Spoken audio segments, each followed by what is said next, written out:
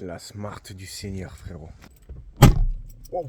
J'ai fermé la porte, j'ai l'impression d'avoir pris une balle. Regarde la Rolex qu'elle a au poignet un peu. La pression artérielle. Non, parce que dedans, ça fait bizarre. Les dents, les essuie-glaces, ils battent de réel. Ah, Smart, ils étaient précurseurs pour les petits moteurs. 3 cylindres. On dit qu'ils ont pris 3 moteurs de débroussailleuse et les ont soudés ensemble. Les pistons, c'est aussi gros qu'une pièce de 2 euros. Le plus impressionnant, c'est pas le moteur, on s'y fait. C'est la boîte de vitesse séquentielle. Un vrai trésor chez Smart. Entre deux rapports, tu peux prendre 2 jours d'RTT. Moi, je l'aurais pas appelé une boîte à vitesse. Je l'aurais appelé la boîte à suspense. Parce que des fois, elle passe pas. Si t'as jamais roulé dans Mario Kart, tu roules dans du Smart, c'est pareil. J'en suis sûr, tu la mets sur le toit, ça fait un radeau. Vraiment, cette boîte, elle est incroyable. Je pense qu'elle est encore dans les études. Non, parce qu'au lieu de passer la vitesse, des fois, elle redouble.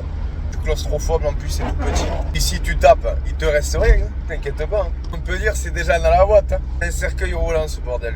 Le pire, c'est les gens qui roulent avec ça et qui font les méchants. Fais pas le méchant, fais pas le méchant. Mets du rose, mets du rose. Adoucis ton grain de peau. C'est la seule voiture que je connais que si tu freines fort, t'as les 2 roues arrière qui décollent du sol. Ça fait 38 secondes que j'attends que la vitesse passe. Ça y est.